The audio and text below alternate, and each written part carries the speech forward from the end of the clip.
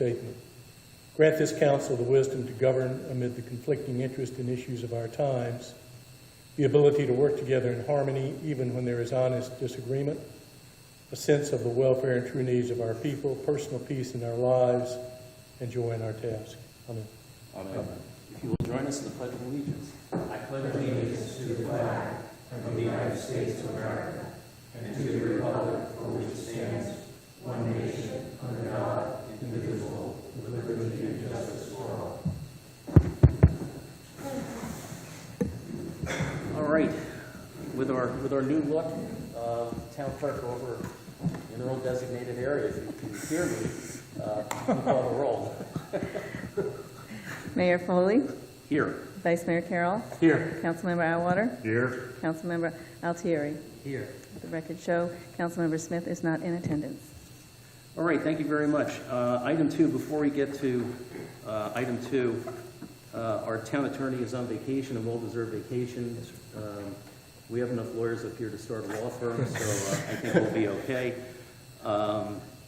We are changing the consent agenda. You'll see that some items that used to have discussion and possible or probable action have been moved to the consent agenda, and this is a practice that's consistent with other municipalities and also our county commission. Certainly, any council member, if they want at any point in time to pull an item from the consent agenda for further discussion, are more than welcome to do so. But this new process hopefully will streamline our meetings. All right. Is there any request to reorder, delete, or add items to the agenda? If there is none, may we have a motion and second? So moved. Second. All in favor? Aye. Okay. Item 3, there are no presentations or proclamations today, so we will move immediately to item number 4, which are comments from the public regarding agenda items. Any comments from the one member of the public or two members of the public regarding the consent agenda, the agenda items? If there are none, we can move on to the consent agenda. Is there a motion to approve the consent agenda? So moved. Second. All right, we need a roll call vote since we do have action items on this for the consent agenda. If you will call the roll, please. Mayor Foley, Aye. Vice Mayor Carroll, Aye. Councilmember Atwater, Aye. Councilmember Altieri. Aye. Let the record show motion passes unanimously. All right, thank you very much. We'll move right to the mayor's report. I'll be brief, just a couple of items today. We are seeing our normal seasonal reduction in activity and traffic by our residents. You can always tell if you're making a left-hand or a right-hand turn and it takes less than 5 minutes to get on the roadway, it must be out of season. But that doesn't mean that the town is not busy. So we have our town manager, our town treasurer, and our town employees working on budgets and the typical things that they do at this time of year. And we'll be eagerly looking forward to budget meetings in August, September as we move forward on this.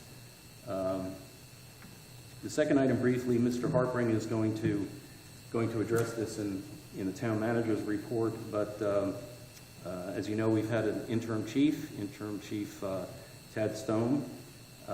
When we have openings, it's my personal preference and always council's prerogative, public search to fill a position. As we sat down to talk about conducting a search, we realized that just about all of the criteria that we would have conducted in a search was ably fulfilled by our interim chief, Tad Stone. So not to steal Mr. Harpring's thunder, but I just wanted to make a comment on the process that we used. Frankly, having a search for a search's sake when we had an excellent candidate was duplicative and not very efficient. That's it for my mayor's report. If there are any questions of me from council, I'm happy to answer them to the best of my ability. If not, are there any additions to council member items on number 7? Councilman Alwater. Yeah, I have a couple things. I visited Naples this past week, and on the way I drove through Sanibel Island and Fort Myers Beach. And it's been 9 months since the destruction from the hurricane, and it is still another and a complete mess. And I was struck by something I saw in Sanibel, where there was one of those large chairs they sometimes put outside restaurants, and there was a large fake, obviously fake, skeleton there, and above it there was a sign that said, "Still waiting for the insurance company." And that got me thinking, particularly as I drove through Fort Myers Beach, about going past some of the government facilities. So I called up our town manager and asked him to get a very wide estimate of replacement cost of our facilities. We unfortunately may encounter that at some point. So Jim said he was going to work on that, and it's just something we should think about as we get into budget season. I mean, it is amazing how little has been done outside of a few rich people's homes. So that was the first thing I just want to bring your attention. We're really sad, particularly Sanibel, I think one of the most beautiful places in the country, and the destruction is incredible. The second thing I want to mention is I was working with Deputy Chief Shaw about trying to get a crosswalk down around the 7-Eleven area, and we got shot down by the outgoing FDOT Secretary of District 4, Jerry O'Reilly. And you know, Mark, if you want to make some comments after I finish, I was sort of struck by, it was almost a lack of knowledge about that area, because they made the comment was that people could walk between the CVS and the 7-Eleven, and people were walking on the east side of the road as if that's where the traffic would be coming from. And therefore, they said because there was a sidewalk there, they didn't need it. So is that basically have that right? So we have a new FDOT secretary coming in. I think we'll give it some time and then try to reach out to them. But it was really a head scratcher, the letter that we got in response shooting us down. So just wanted to bring that attention. Thank you. Anything from anyone else? No. All right. So, you know, Mark Shaw can direct this, but, you know, I take it, Councilman Elwater, we're in agreement that, you know, we should continue to press forward on safety issues, Right. and, you know, particularly in light of a new housing development that's going in there that, you know, we've yet to see increased traffic, vehicular traffic in there that's going to make a dangerous situation even more dangerous. So I have great faith in Mr. Harpring and Captain Shaw to Chief Stone to kind of work this through, and to the extent we need to get an intergovernmental thing, we had a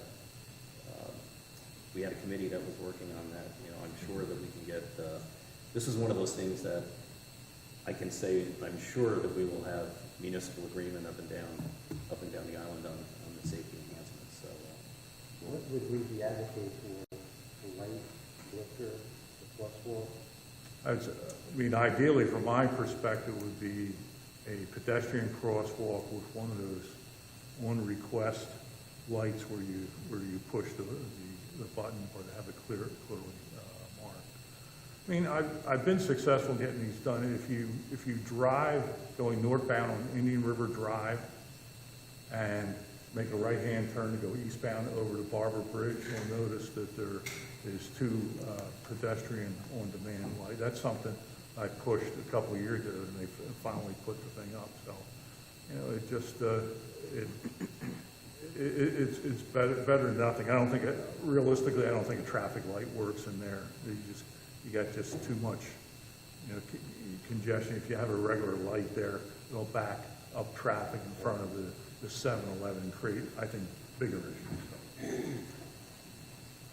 all right, we'll keep working on that, and with a new regional director coming on board, maybe it's a good first thing for him. Perhaps there's a bit of leaving the position that led to some this is not something I want on my desk as I'm leaving, for the night, so let's remain hopeful. All right, item number 8, discussion with possible or probable action. We have ordinance number 561. This is the second reading of the amendment to the police firefighters defined benefit plan. Mr. Harpring, you do the required reading on this for our second reading vote. Yes, Mr. Mayor. An ordinance entitled Ordinance Number 561, an ordinance of the Town of Indian River Shores, Florida, amending the Town of Indian River Shores Police Firefighters Defined Benefit Plan to implement the conclusive firefighter cancer presumption established by Section 112.1816 Florida statute and rebuttable disease presumptions under Sections 112.18, 112.181, 175.231, and 185.34 Florida statute for public safety officers, amending Section 8.01 of the pension plan relating to line of duty disability benefits, providing for inclusion in the code, providing for severability, providing for repeal, and providing for an effective date. Thank you. And my recollection from the first reading is that this is to bring our plan in conformity with the statutory requirement? Yes, Mr. Mayor. Okay. Is there a motion to approve? So moved. Second? If there's no discussion, we'll do a roll call vote.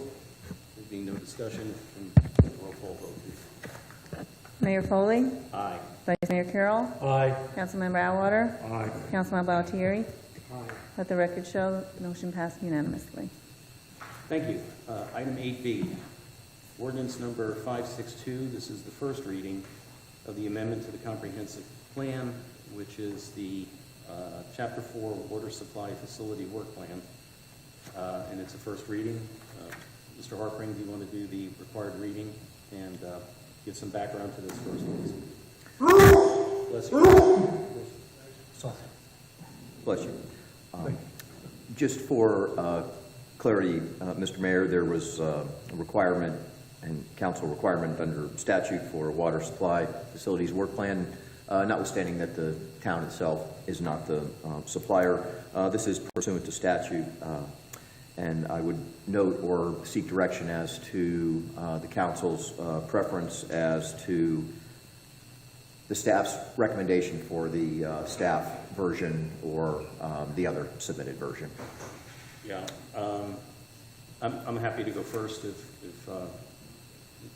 no one objects. I looked at the staff's proposed language, and I looked at the language proposed. I didn't see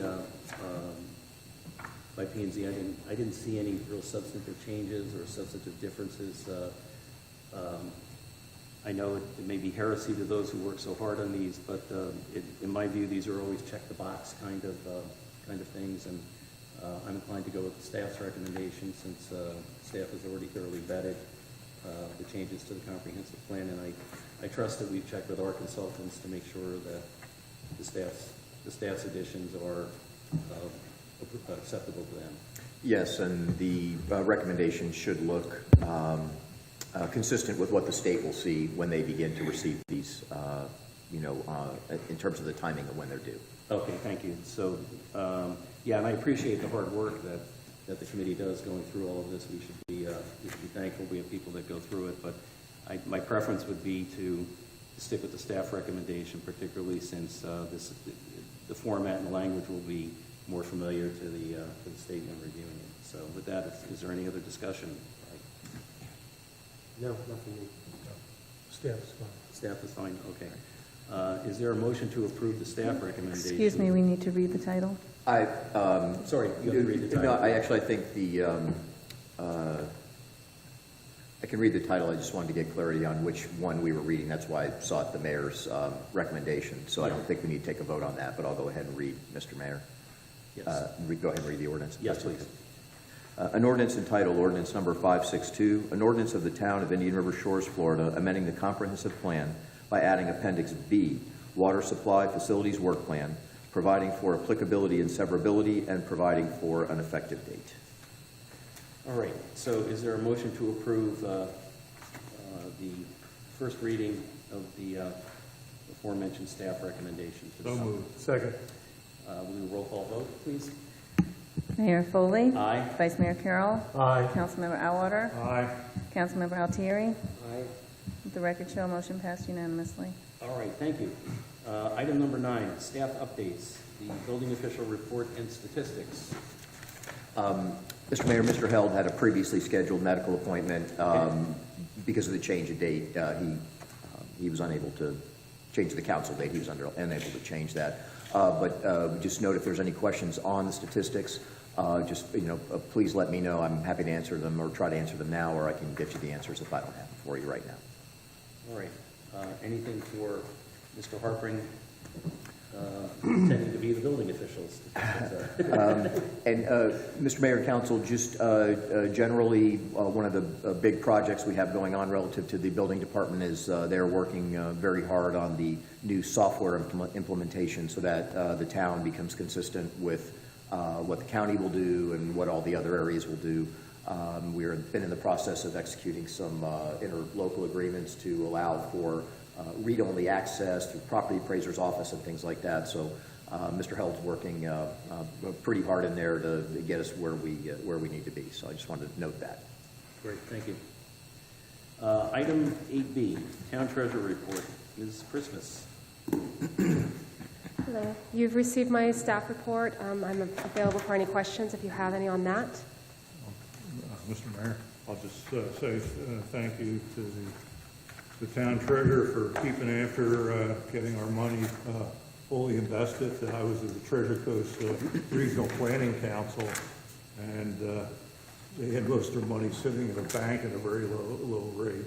They're changing that now every discussion. So, appreciate keeping after that. This is real money that we need. So. Of course. Just to give you a heads up, we've just got comments from the Finance Committee regarding the budget. We will have, hopefully by the end of the week, a draft budget to council along with all the comments and questions that the Finance Committee had for us. So we should have a packet for you before the end of the week for your review. All right. Anything for our town treasurer? No? Okay. Awesome. Thank you. Thank you. I know this is a busy time of the year for you. You're working away on things that will come before us next month and the month after. Item 8C, Public Safety Department Report and Statistics. Chief Stone. Good morning. As you can tell, just looking at the quick graphs, that we're starting to see the standard downturn in run volume, which is typical not only for the town but also for the county. That's those seasonal turns took place over there also. Just a couple of things I do want to bring to light is that you will probably see our engines and rescues. As a matter of fact, they're out this morning bright and early at CVS and 7-Eleven doing a pre-fire plan, and they've already hit a number out throughout the county updating those plants and making sure they're where they need to be. I want to talk briefly about our sick leave, and the absentee rate actually did climb up. It was 3.5 in April, 3.5%. It's climbed up to 5.1, but that was actually due to two items. Number one is one of our employees out with COVID, and he was out for 2 shifts. And then I had another employee that was actually out on workman's comp who got released to come back to light duty, and he chose to go ahead and take sick time instead of coming back for light duty, which is an acceptable practice, and I've seen that happen before. I'd be happy to answer any questions that you may have. Anything for Chief Stone? Just to the extent you can, what do you consider an acceptable absentee rate? I know we have a very small department, and but in your past experience, what's the norm? Yeah, I mean, I've seen it depending on the existing leave policies and those types of things. I have seen it as high as 8%. Typically, when I was with the county before they got their Kelly days, it was around 5%. So anything that you can actually keep at 5% or below is actually probably a pretty acceptable rate. Right. Great, thank you. Anything? No? Mr. Mayor, if I may, while Yes. Chief is at the podium, I would like to follow up and reiterate and amplify the mayor's comments regarding, a potential search. And Want to note publicly that the determination has been made to remove the acting from the title, and thank the chief for staying on as our now ongoing and permanent director of our public safety department. We're fortunate to have his experience, and we just thank him very much. Quite welcome. Thank you. Thank you. Thank you. So in other words, the honeymoon's over. I think it was over the second day I was here. Good, good. All right, thank you so much. Item 8D, Public Works Department report. Morning, Council. Our trees are trimmed, a couple of days moving along pretty good, and our benches are going in at the end of Beachcomber. That's about all I got. Just All right. anything for you guys? You say benches? Yeah, our seating area. Okay. Yep. So you'll be able to go down there and sit by the beach at the end of Beachcomber, hopefully by the end of the week.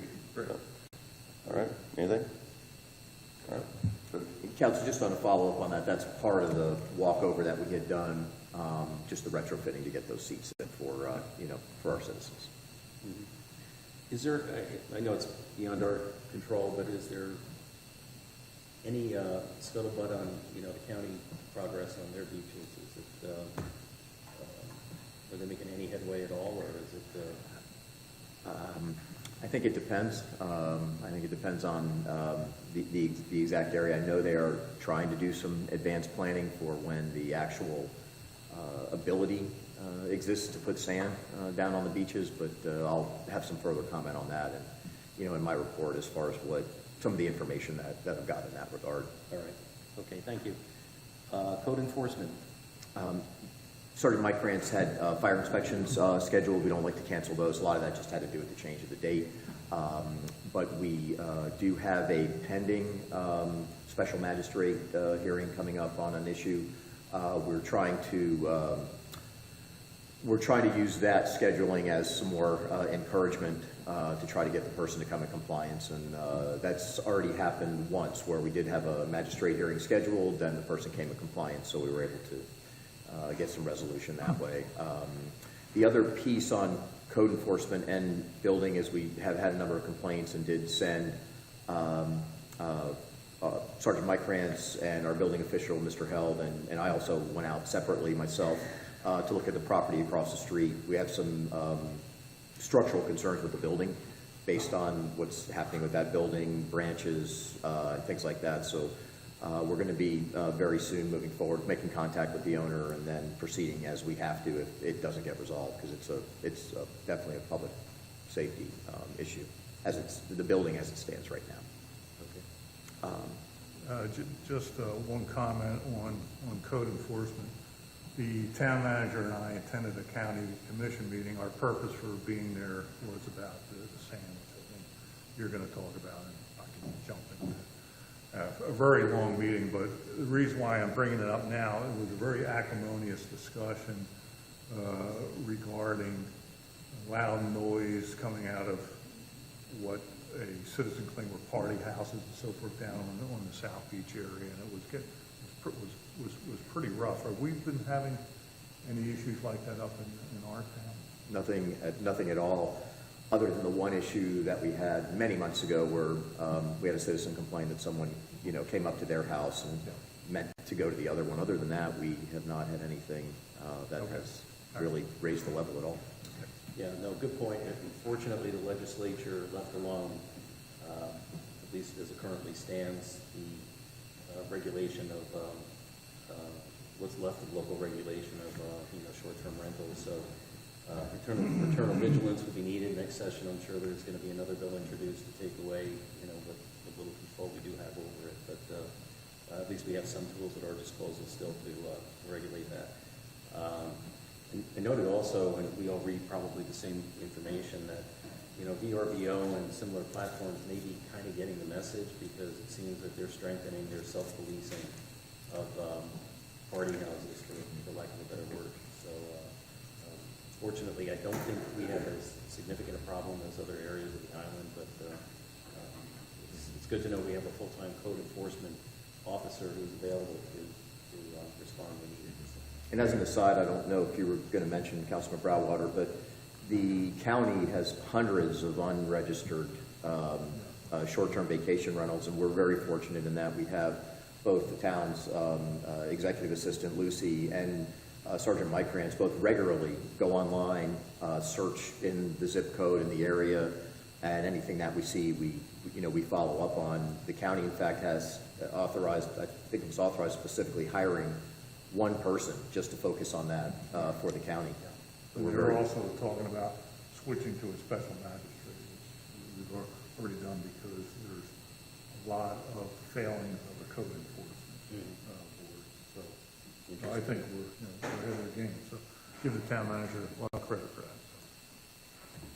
Well done. All right, anything else on that item? If not, then we'll move to the town attorney, which we can dispense with since Pete's not here, and we'll move right to the town manager report. Mr. Harpring? Excuse me. Thank you, counsel. Do you want to go to that first? So I just wanted to first address an email that you may have seen. We put out a survey regarding solid waste, and Lucy, our executive assistant, updated these as of Sunday. So these are all current responses that you see, regarding the solid waste issue. Essentially, the biggest question for us relative to going with the RFP procurement piece with the county is what are the levels of service? So the biggest question is that 1 time a week or 2 times a week for solid waste? Does somebody come once a week or twice a week to pick up your garbage? That was really primarily one of the biggest questions for single-family residents, and requiring the once a week or twice a week, we're at slightly over 50% for once a week, or about almost 44% for twice a week. So, excuse me, those are the numbers that we have out of a total of 276 responses when this was put together. We also asked the question as to what the underlying reason for your once a week or twice a week would be. And really, for those that wanted it twice a week, the two primary reasons, which went into some level of detail, but the two primary reasons were either smell or concern about bugs or rodents, for those wanting 2 times a week. And then the other piece of it had to do with yard or green waste collection and the percentages. We try to gather that as well, though we have a pretty good idea that, where we are with that. So in speaking with the county, I've spoken with 4 of the county commissioners in individual meetings, the county administrator, the solid waste director for the county. They are very open to having the town be a full part of their procurement, subject to our level of service needs lining up. So essentially, though this is coming up for discussion in front of the county commission generally, we don't have a copy of the county's proposal yet. In other words, their procurement RFP. But essentially, if we can line up with their terms of service, then we can be fully part of it. If not, then we would have to engage in some sort of piggyback negotiations. Two of the things to think about in regards to that piece is if we are at 1 time a week, notwithstanding the articulated concerns of some residents, that would also reduce the number of visits of trucks into the town, because right now we have trucks in town essentially every day. The other part of it would be the billing. The county does not do it fully now, but the idea of a universal collection, which we have as part of our ordinance, is something that it seems as if the county is going to do. That hasn't been voted on yet. But that would basically mean that everyone's billing would be on their county tax bill, as opposed to having a one-to-one relationship billing with the vendor. And that's where you would see it. So that's where we are with solid waste. Really the biggest question or direction right now that I'd be asking and seeking from council is moving forward, council's thoughts about the levels of service. Is it 1 time a week or 2 times a week? That's really the core, ultimately the core question. Well, let's start. Are there service providers available who are willing to do 2 times a week? We don't know. That question would only be answered when we put out our procurement request. Now, if we're part of the counties, then that is it. It's very simple, it's very straightforward. If we're not, excuse me, then we're going to have to be asking those questions standalone in a town-centric RFP, because we would have different levels of service. I thought we were getting a sense that the market out there is such that there are not service providers who are prepared to do more than once a week. That's the sense, absolutely. And I didn't want to foreclose it. The question hadn't been asked in the procurement piece yet, but it certainly is reasonable to think that no one's going to want to do 2 times a week, given where we are. I missed the piece about the billing. You're saying the billing's going to come through the county. If we're part of the county, the billing comes through the county? It would be on your tax bill, yes. So you pay, the collection now is a tax item as opposed to a franchise? Yes.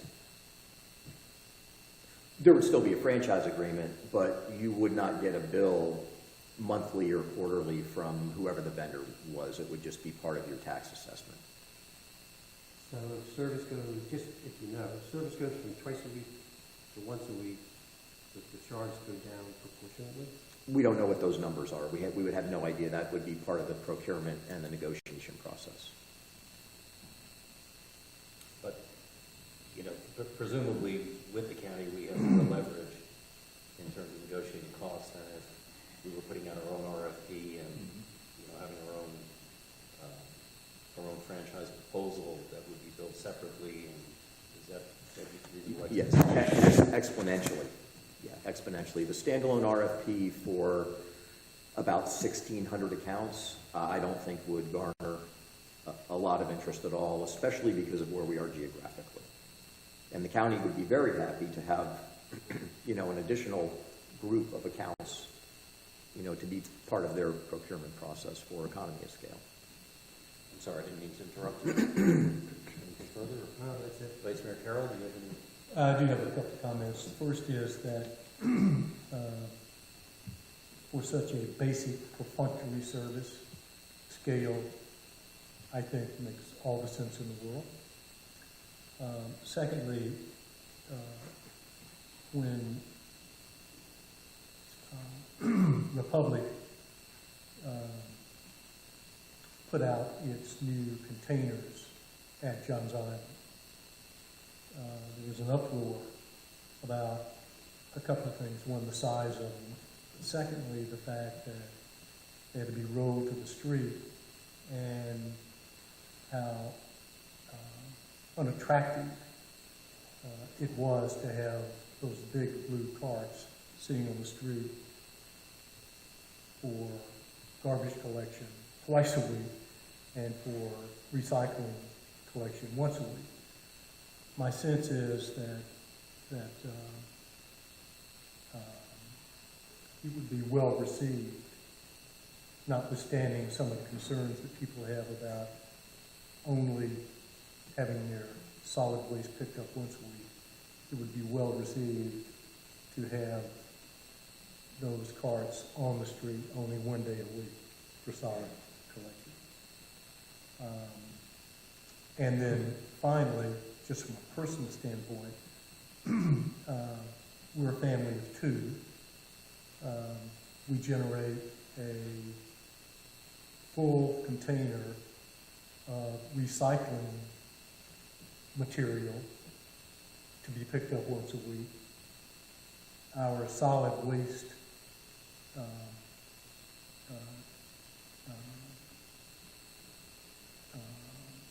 is probably only half a container. So with the emphasis these days on recycling, at the margin more and more, I think that going with scale, reducing it to once a week for solid waste collection makes all the sense in the world. Understood. Thank you. Councilman Alborn? Well, I agree with everybody what said on economies of scale. We go to twice a week, which is completely different. to the extent you get any bids at all, we get one bid, we're basically going to be hung out to dry in terms of price execution.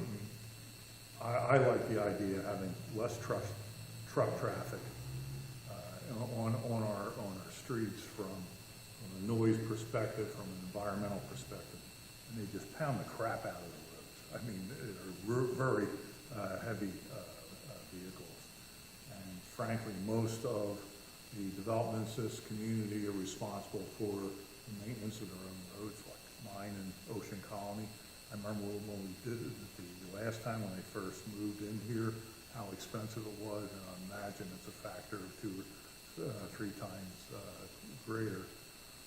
I also don't frankly understand the concerns about smell and bugs. If they're using the same cart that I believe everybody got, that is very well sealed, and nothing really gets in there. But, so I think for all those reasons, I think, well, one time a week for trash and of course the recycling, as Vice Mayor said, is the appropriate way to go. I have precious little to add to all those comments because I agree with them all. The major factor is just the reality too of having really no negotiating strength if we're out there on our own. And as Councilman Alwater puts out, who knows if we even get a response to that request for proposal. So I think it makes eminent sense to gain the leverage by negotiating, as part of a feedback with the county and doing it that way. I've not received, I can tell from my colleagues' comments up here, I've not received any huge complaints from people when this topic comes up, just walking around town and asking. The twice a week seems to fall into more the, well, they did it before, why not just keep doing it? But if you really push and say, well, if it goes down to once and you only have to do it once, is it going to be a real issue? You're going to need 2 cans or most people say no.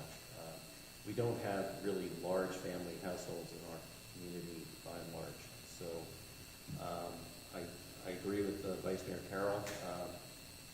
Patricia would tell you I generate most of the garbage in the house, but our recycling really doubles what our refuse is, and that seems to be the trend. So at least now, while recycling is still being done, I think that once a week is sufficient for both. The thing I'd like to flesh out a little bit more information on, Jim, is we have some aspects of our current franchise agreement that place limitations on people for using contractors, for example, for using dumpsters and haulers. And I suspect that's where we're going to hear, an awful lot of, questions. Will they still have to use only Republic unless Republic can't fulfill that dumpster need? Mm-hmm. Or are we now opening up, the opportunity to use other refuse haulers?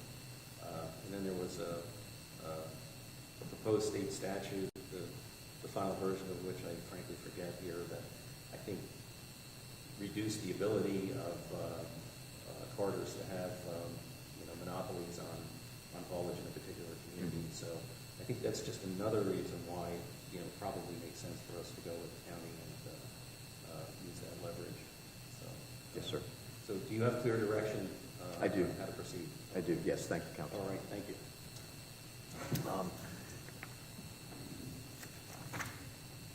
Speaking of franchise agreements, I just want to let council know and the public that, again, we have provided everything to Florida City Gas and their council, and they had stated publicly that they were waiting for a decision not directly related to this from the Public Service Commission, rates and things before they entered into the agreement. All that notwithstanding, we still await a document from them in that regard. So that's where we are with the draft of the franchise agreement. And of course, having that is, is a contingency of executing the easement for the regulator station. I want to also update council, excuse me, on our ordinance review. Very shortly, we'll start to push through some ordinances that we have are, when I say less substantive, they're not as maybe noteworthy publicly. They resolve some internal or statutory consistency issues that we want to try to do in our ordinance review. So hopefully in July and August, you'll start to see some of those. Our building official, Fred Held, and myself, and our outside consultants with Kimley Horn have met and spoken on a number of occasions, most recently last week. We're looking at some of the more substantive items being discussed at a public workshop in November when some more town people are back, and I'll just keep the council up to date as to where we are in advance of anything coming up publicly.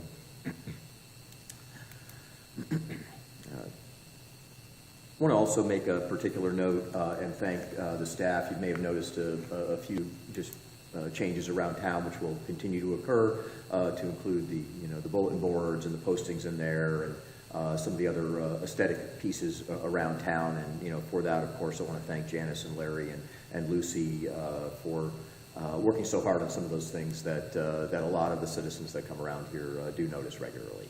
So for that, I definitely want to thank staff for that. Other than that, that's all I have, Mr. Mayor, unless there's any questions. Anything for Mr. Harper? Nope. Okay. Let's move to council committee reports. Anything?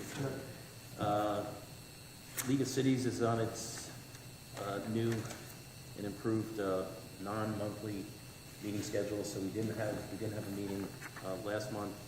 However, there were some very good summary publications put out by League of Cities summarizing the legislative session and what happened. I tend to pass those along to Janice Rutan, so town clerk's office has that for not just council, but really any member of the public who wants to see that. That's the quarterly cities version of the magazine today that I put over to you. It's kind of interesting. There are some bills that affect us that become law that don't seem to make it into the newspapers that are good to follow. Florida League of Mayors had a virtual meeting which I did not attend. It was a virtual luau, so I didn't think anybody was going to be upset if I missed that. Virtual luau? Virtual luau, yeah. You go on a Zoom call and everybody has a cocktail and wears a Hawaiian shirt. So sounds like fun, but I have other things to do. The Treasure Coast Council of Local Governments, we did not have a quorum, and frankly, I missed the meeting, and I don't think there was anything of merit at that meeting, but we have a joint meeting coming up in July, which I've referenced to before. If anyone's interested, just talk to Janice about it. She'll reply for us. Do you have anybody else on council for? Yeah, talk a little bit about Utilities Commission. It's clear to me that the city of Vero Beach can use this commission as more and more irrelevant, and that was shown in the last meeting. The city attorney was going to talk about what had gone on regarding the case. He left at the beginning of the meeting to go over to the accounting. Rob Bolton, utilities director, didn't show up. Monty Falls, the city manager, didn't show up. Basically, what it's come down to is a committee that discusses stormwater and nothing else. So we've heard the city manager, Monty Falls, saying how, as we were pursuing the lawsuit, how this was an important committee and it gave the town real input in decisions. We all knew that was false. And it's just becoming even more and more obvious as we go along. I don't even understand why we have a monthly meeting. I'm so sick and tired of hearing about stormwater. They should rename it the stormwater committee. That's the first thing.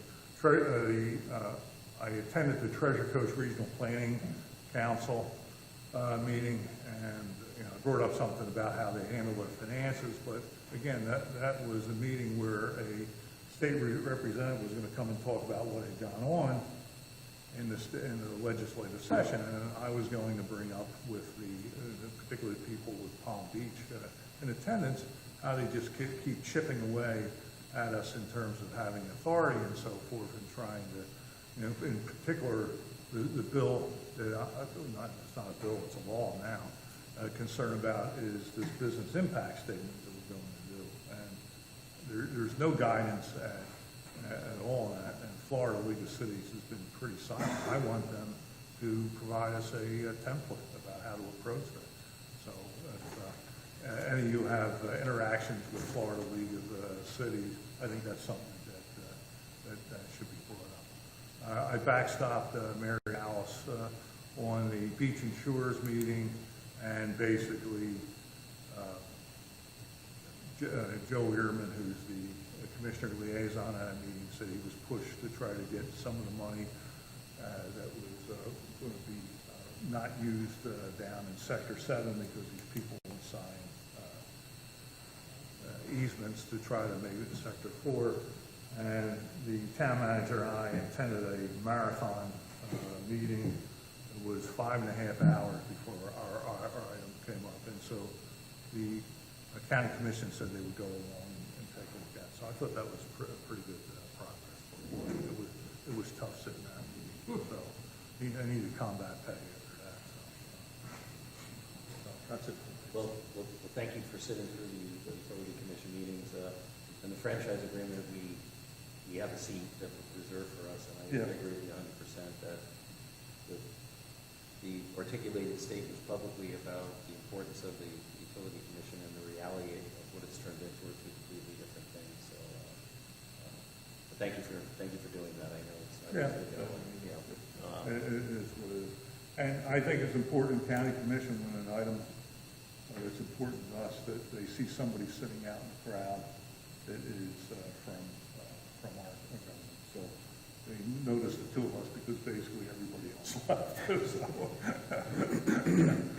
that's it for me. Great. Thank you. All right.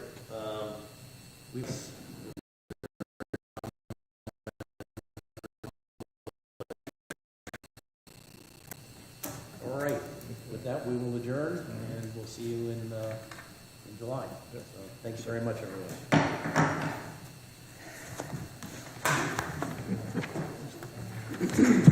I don't know if that's a record or not. I'll take it, 47. He's not there. I'll take that'll be our standing record right now. We didn't have a quorum.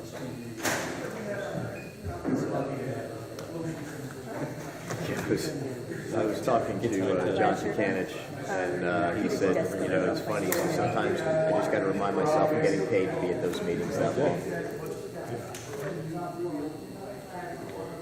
So are you down for a few days, or are you heading back? No, I'm going back. I took Breeze